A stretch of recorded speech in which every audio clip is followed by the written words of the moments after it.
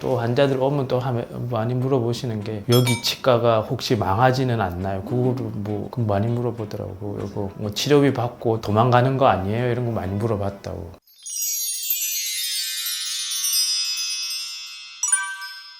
사람들이 어떤 문제를 파악을 하는데 틀을 가지고 접근을 하는 거죠. 틀을 가지고. 근데 그 틀이 이제 자기한테서 나온 게 아니라 외부에서 온 경우가 많아요. 뭐 교정으로 예를 들어보면은 내가 교정 치료가 잘 됐다, 잘 안 됐다. 그 원인을 발치 여부로 판단을 한다는 그 하나의 프레임인 거예요. 이해가 되죠?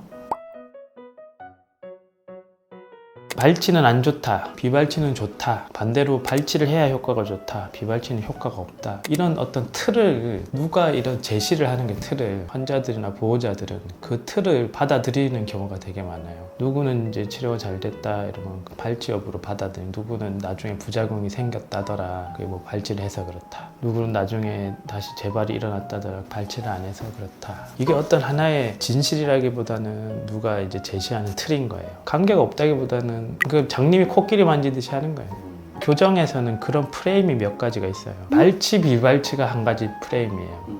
사람들마다 다 다른 거고, 어떤 사람은 발치하는 게 좋고 안 하는 게 좋고, 하나의 어떤 요소일 뿐인 거예요. 하나의 요소. 물론 환자 입장에서는 되게 중요한 요소지만, 예를 들어서 치과에서 광고를 우리는 비발치를 한다, 그게 하나의 프레임을 주는 거예요. 환자들한테. 정확한 전문 지식이 없는 사람들 입장에서는 아, 이게 발치를 안 하는 게 좋은가? 하나의 그런 시각이 들어간다고. 어떤 문제를 봤을 때, 교정이라는 그런 거를 봤을 때 발치, 비발치로 보게 된다고. 그 문제를. 그거밖에 없을 것 같지만 치과에서 인비절 라인이다, 철사 교정이다, 이런 표현을 만들면서 광고인 거거든요. 그럼 환자들이 봤을 때는 그런 틀을, 아, 인비절 라인이라는 교정이 있고 일반 교정이라는 게 있구나, 일반 교정은 불편한 거고 인비절 라인은 되게 최신을 좋은 거구나 라는 틀을 주는 거예요. 그러면 환자들이 왔을 때 뭐 물어봐요? 인비절 라인으로 할 수 없어요? 라는 질문을 하게 되는 이유가, 자기는 원해서 그런 생각을 했다고 생각을 하지만 그런 틀을 가지고 오는 거예요. 옛날에는 그 장치 갖고 되게 많이 물어봤어요. 클리피시로 하면 더 좋아요? 이런 거. 데이몬으로 하면 좋아요. 뭐 심지어는 이게 정품 만약으로 그랬다고. 철사가 뭐 미국산이냐, 뭐 일본산이냐, 뭐 브라켓이 일제냐, 미국산, 독일제냐, 그랬단 말이에요. 그게 말이 된다고. 그게 완전 뭐 안 좋은 재료를 쓰면 당연히 그건 말이 안 되는 거지만, 정상적인 교정치과 중에서 재료를 뭐 함부로 쓰는 치과가 어디 있겠어요. 어떤 특정 치과에서 우리는 뭐 클리핏이 정품을 사용합니다, 그리고 정품 보증서를 줍니다, 이랬단 말이에요. 그러면 환자들 입장에서는 어떻게 생각을 하게 되지? 재료가 되게 중요한 거구나. 클리핏이라는 재료가 있는데 엄청 좋은 거라서 다른 데는 가짜를 쓰기도 하는구나, 이런 틀을 주는 거란 말이에요. 전에 그런 사람들 많이 있었어요. 클리핏이 그 정품 맞느냐 이런 물어보고 그랬어요.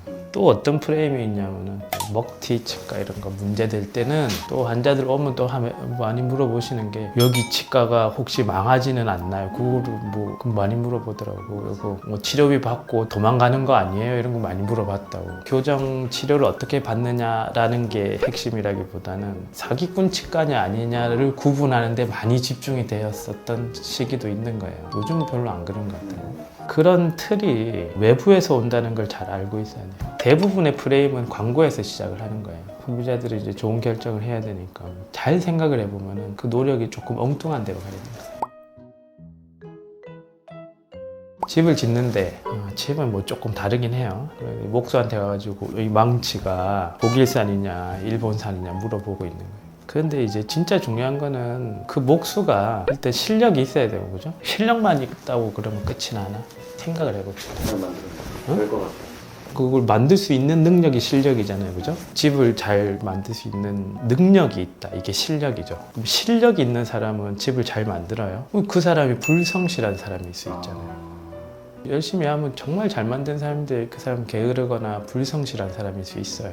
성심성의껏 그 집을 짓는데 이게 임해야 된다. 그러면 끝나나? 그 목수가 되게 성실하고 실력도 있어. 그럼 집을 잘 짓나? 필요한 게 있을까요? 응? 그 사람한테 시간이 있어야지. 이 목수가 아무리 훌륭한 목수라고 하더라도 한 번에 집을 10채를 지으라고 하면은 아무리 성실하게 하더라도 한계가 있는 거예요. 나는 교정도 똑같은 측면에서 이제 접근을 해야 된다고 합니다. 그 교정과 의사가 일단 실력이 있어야 된다. 치료를 잘하고 진단을 잘 내릴 수 있는 실력이 있어야 된다. 그리고 성실해야 된다. 실력이 있지만 대충 치료할 수 있단 말이에요. 그럴 수 있거든요. 근데 아무리 성실하고 실력이 있는 사람이라도 예를 들어서 이제 페이 닥터라고 해봅시다. 페이 닥터가 나쁘다는 건 절대 아닌데 너무 많은 환자를 모아놓는데 뭐 특정 요일만 나온다. 아무리 성실하고 열심히 하는 사람이라도 잘 치료하기 어렵겠죠. 그런 어떤 그렇죠. 진료 세팅이 중요해요. 여러 가지 좋은 재료라든지 좋은 보조 인력이라든지 위생사 선생님이라든지 기공물이라든지 그리고 한 사람 한 사람을 볼 수 있는 그런 환경이라든지 이게 또 잘 주어져야 돼요.